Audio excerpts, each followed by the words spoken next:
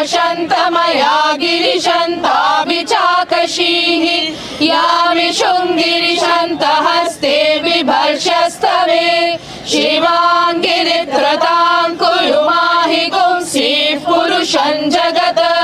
शिवेन वचसा त्वा गिरिशाच्छा